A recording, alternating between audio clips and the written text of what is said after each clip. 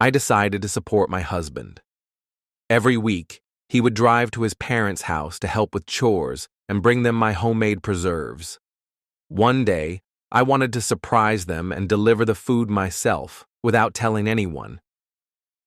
As I approached the house, I froze when I saw Anna loved order.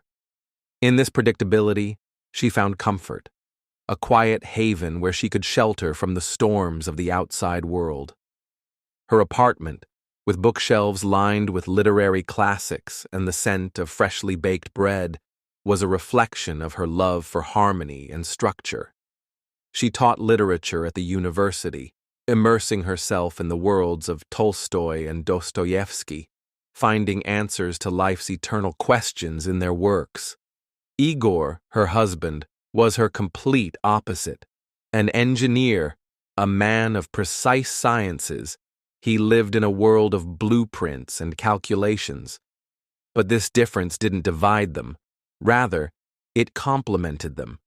Anna valued his reliability, his ability to solve problems, and his quiet but sincere care. Igor, in turn, admired her erudition, her refined sense of beauty, and her ability to find joy in simple things. Every Sunday, Igor would drive to his parents' village. It was an unspoken ritual, a part of their shared life. He helped with household tasks, fixed fences, and tended the garden. Anna always packed him a bag of food, jars of homemade pickles, soup, cutlets, and pies. She knew Igor's parents loved her cooking, and it brought her joy to do something kind for them. Igor would return in the evening, a bit tired but content. He'd tell her about his parents, village gossip, and the weather. Anna listened, nodded, and asked questions. These Sunday trips were like a small journey to another world for them, a world of silence, peace, and simple pleasures. Anna observed her husband. Lately, he seemed preoccupied. It wasn't that he was less attentive to her. No, he still brought her coffee in the morning, asked about her day, and read her poetry before bed.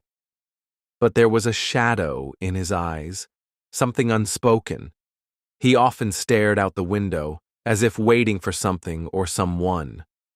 She attributed it to exhaustion or stress from work. Igor was working on an important project, and she knew it drained him. She tried to surround him with care and attention, hoping it would help him through his struggles.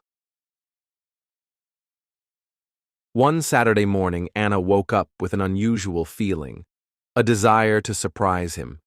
She decided to drive to his parents' house alone, without warning. She wanted to see them, breathe the fresh air, and escape the city's hustle while Igor was busy with work. She got out of bed, went to the kitchen, and opened the fridge. There were jars of pickles she'd made the previous week. She took them out, placed them on the table, and began packing a bag. She added a few apple pies, some pilaf, and homemade sausage. She knew Igor's parents loved these treats.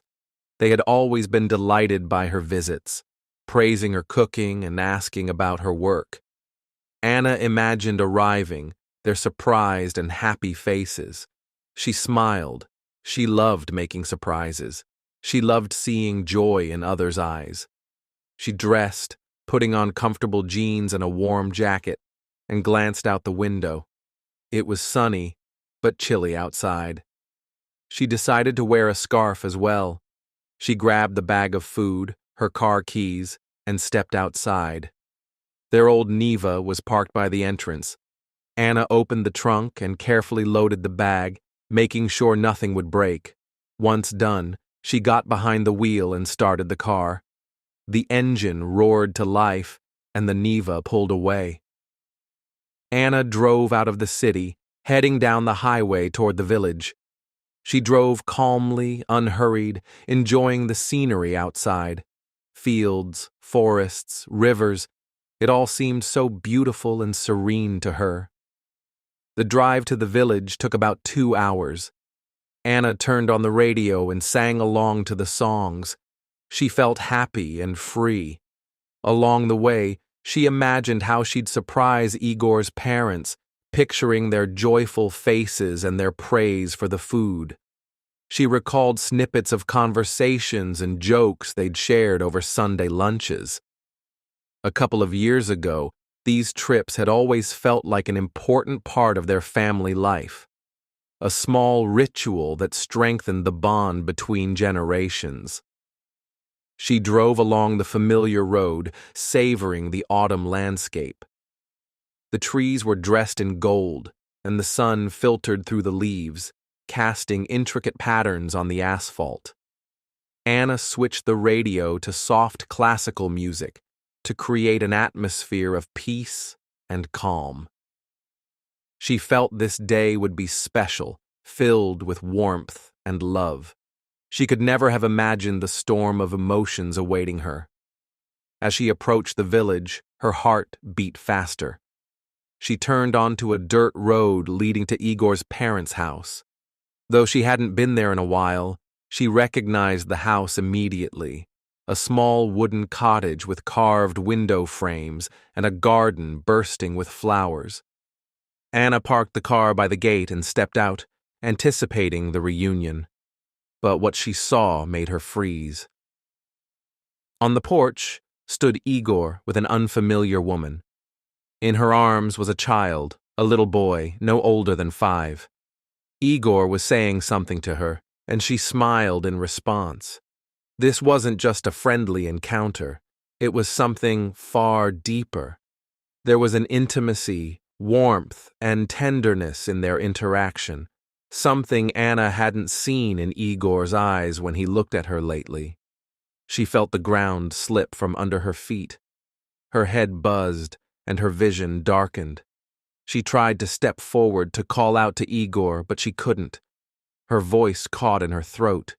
She stood paralyzed, unable to believe what she was seeing. At that moment, the boy broke free from the woman's arms and ran to Igor. He wrapped his arms around Igor's legs and said something, looking up at him. Igor crouched down and hugged the boy back. He said something to him, gently ruffling his hair.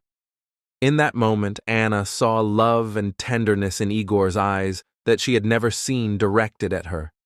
Shocked, Anna stumbled back. She realized this wasn't a random meeting or a fleeting affair. This was Igor's other life, hidden from her, a carefully guarded secret, a woman, a child. This was his other family. Unable to watch any longer, Anna rushed back to the car. She slammed the door shut and started the engine. Her hands trembled, and tears blurred her vision. She turned the car around and drove back onto the road, not knowing where she was going or what to do. She drove blindly, tears streaming down her face. One thought pulsed in her mind. How could he? How could he do this to me? She felt betrayed, deceived, and utterly broken. Everything she believed in, her entire happy life, crumbled in an instant. She recalled their first meeting, their wedding, their plans for the future. It all felt like a lie now, a deception. She wondered when it had started, when Igor had begun living a double life. Had she been so blind that she hadn't noticed anything? Gradually, the shock began to fade, giving way to hurt and anger. Anna felt rage boiling inside her. She wanted to turn back, confront Igor, and tell him exactly what she thought of him. But at the same time, she was afraid of hearing the truth, afraid that all her suspicions would be confirmed. Memories flashed through her mind, moments that once seemed insignificant but now took on new meaning. His frequent trips to his parents, his late returns, his recent detachment. It all formed a single, horrific, and painful picture. Anna pulled over to the side of the road and buried her face in her hands. She sobbed uncontrollably, unable to hold back her emotions. It felt as though her heart had shattered into 1,000 pieces, never to be whole again. She sat there for a long time until her tears dried and her anger began to subside. A single thought emerged. What now? She knew she couldn't just let it go or pretend nothing had happened. She needed to uncover the truth, to understand what lay behind it all. Gathering her strength, Anna started the car and drove back to the city. She decided she wouldn't make a scene, wouldn't scream or accuse. She would try to stay calm and listen to Igor. She needed to understand what had happened before making any decisions. The drive home felt endless.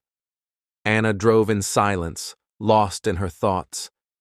She tried to imagine how their conversation would go. What would Igor say? What would she say? She knew it would be the hardest conversation of her life. But in the end, Anna chose a different approach. A few days later, she returned to the village, not as a betrayed wife, but as a casual acquaintance, an anthropologist studying a strange tribe called family. She mustered the strength to concoct a story. She was supposedly interested in local architecture and old houses. It was silly, absurd, but it was something.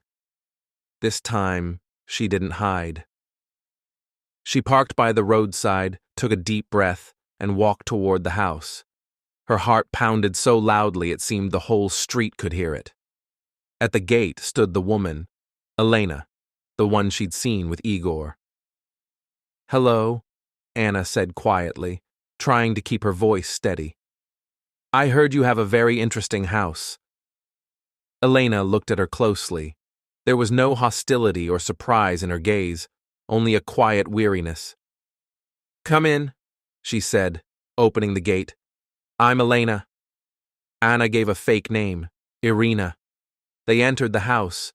It was clean and simple inside, smelling of freshly baked bread and baby formula. In the corner, a boy was playing. "Sasha, this is Sasha," Elena introduced. The boy looked at Anna with curiosity but didn't approach. "Nice to meet you," Anna said, trying not to stare at him too intently. They sat at the kitchen table. Elena offered tea and Anna accepted. In the silence, as Elena poured boiling water, Anna studied her. Nothing extraordinary. An ordinary woman, tired but with kind eyes. Not a femme fatale, not a homewrecker, just a mother. "Have you lived here long?" Anna asked, trying to keep the conversation going. "A couple of years," Elena replied. "And Igor, he comes often." "What? How do you know?" Elena set the cups on the table. "He comes every Sunday, helps with chores. He helps me and Sasha." Anna felt a lump in her throat. "I saw you with him a few days ago. I'm his wife." Elena was silent, looking at Anna with a strange understanding. "I see," she said finally. "Igor didn't tell you?" Number I had no idea. Silence fell. The only sound was the ticking of the clock on the wall. Anna felt like she was at an exam where the question had been asked, and her entire future depended on the answer. "Why?" Anna asked, breaking the silence. "Why didn't he tell me?" "You'd have to ask him," Elena replied. "But I think he was afraid of losing you." "And you? Do you love him?" Elena gave a sad smile. "I loved him once, deeply, but that was a long time ago. Now we just share responsibility for Sasha, nothing more. Igor comes as a father, as a friend, but not as a man. There's nothing between us anymore." Anna wasn't sure whether to believe her, but Elena's voice carried such sincerity that doubt seemed unwarranted. "And he loves Sasha more than life itself," Elena added, looking at her son. "He's a wonderful father, always caring for him, helping. Sasha adores him." Anna looked at the boy. He was playing with a toy car, humming to himself. Suddenly, he looked up and met Anna's gaze.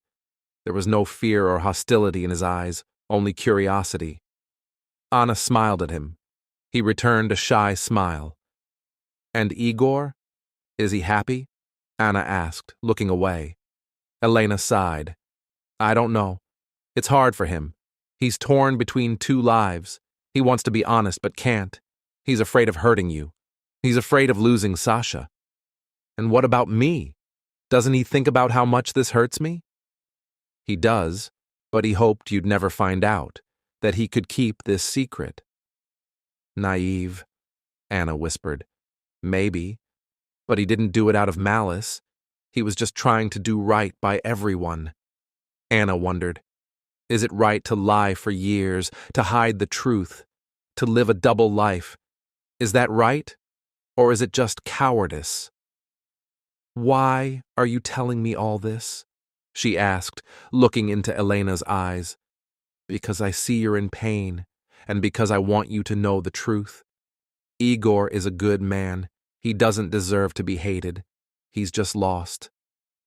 Aren't you afraid I'll take him away from you? Elena shook her head.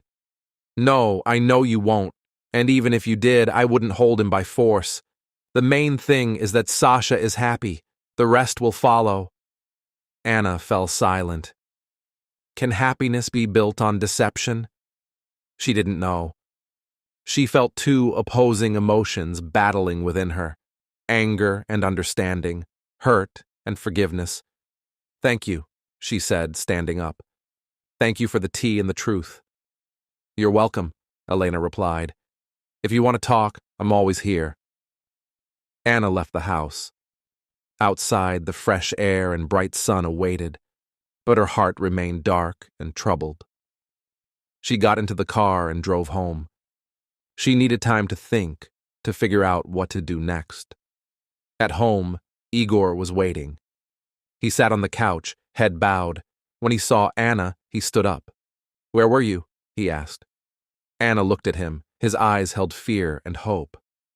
I was with Elena, she replied. Igor paled but didn't deny anything. He spoke for a long time, haltingly, as if justifying himself to himself. About Elena, about their brief romance just before meeting Anna, about Sasha's birth, about how he couldn't abandon his child, about his sense of responsibility, about how he was afraid to tell Anna, afraid of losing her. I knew I was being despicable, he said, head bowed. I lied to you, but I didn't see another way. I didn't want to hurt you, Anya, I swear. I never stopped loving you. Anna was silent. She looked at him, searching for the truth in his eyes. She saw remorse, pain, but also a stubborn resolve. He had made his choice, and it wasn't just about him. The night passed in silence. They lay on their respective sides of the bed, a chasm between them. Anna couldn't sleep. Her mind swirled with thoughts, fragments of phrases, memories. She recalled their life, their love, their plans for the future. It all seemed fragile now, unreal. She didn't know what she felt. Anger, hurt, disappointment, or something more complex and profound. In the morning, Igor left for work, leaving Anna alone. She wandered the apartment like a ghost. Everything felt foreign, unfamiliar. Even the books on her shelves, which she loved so dearly, now seemed false, hypocritical. She stood by the window and looked outside. The world went on as if nothing had happened. People rushed to work, children played in the yard, birds sang in the trees, but her life had collapsed in an instant. She remembered Elena's words about Igor being a good father, about how he cared for Sasha, about how there was nothing between them but responsibility. Anna wasn't sure whether to believe her, but something in Elena's voice and gaze suggested she was telling the truth. Anna knew she needed time to think, to make a decision.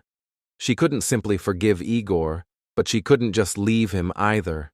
Too much bound them, too much had been invested in their relationship. The next day, Anna told Igor she needed to leave. She needed to be alone to think things through. Igor didn't try to stop her.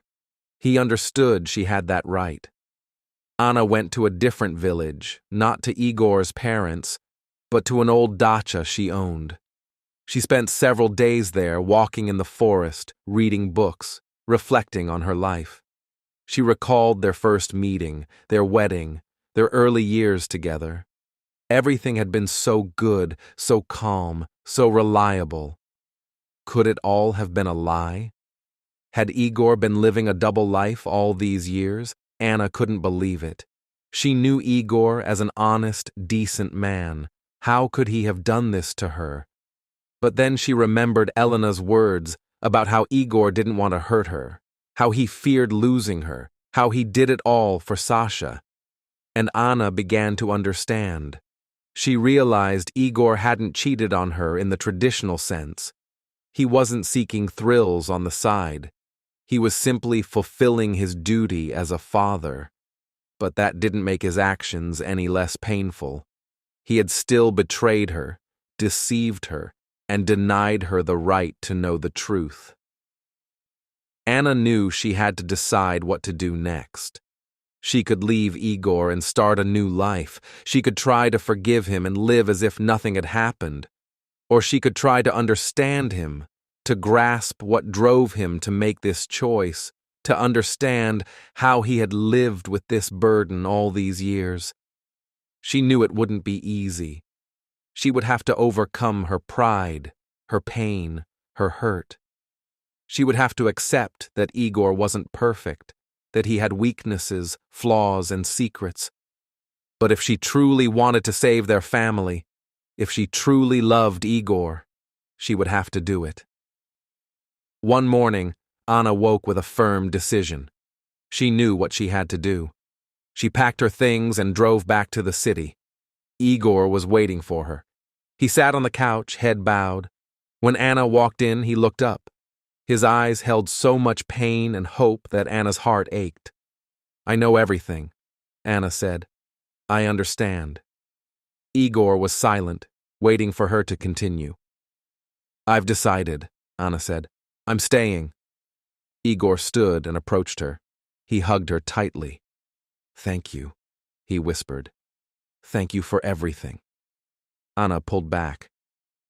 "But that doesn't mean I've forgotten," she said. "It doesn't mean I've forgiven. We'll need to work hard to rebuild trust. We'll need to learn to live differently."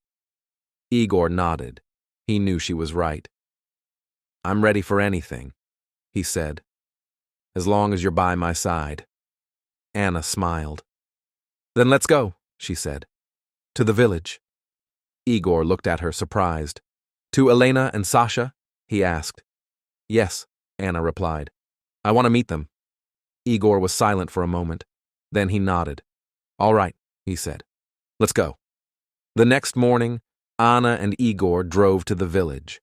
Anna had a bag of homemade pastries in the trunk, prepared specially for Elena and Sasha. She wanted to show them she held no grudge, that she was ready to accept them into her life. As they approached Elena's house, Anna felt nervous. She didn't know how she'd be received or what to say. Elena came out of the house and smiled at Anna. "I knew you'd come," she said. Sasha ran out and hid behind Elena, peering at Anna curiously. "This is Anna," Elena said to Sasha. "She's Igor's wife." Sasha peeked out from behind Elena and looked at Anna. Then he smiled. "Hi," he said. Anna smiled back. "Hi, Sasha," she said. "I brought you a treat." She opened the trunk, took out the bag of pastries, and handed it to Elena. "This is for you," she said. "I hope you like it." Elena took the bag and thanked her. "Come inside," she said. "I'll put the kettle on." Anna and Igor entered the house. Sasha followed. They sat at the table drinking tea and talking about everything and nothing, weather, children, life. Anna felt strange. On one hand, she was uneasy and uncomfortable. On the other, she felt a sense of relief. She felt she was making the right choice. Don't forget to subscribe to my channel for more stories like this.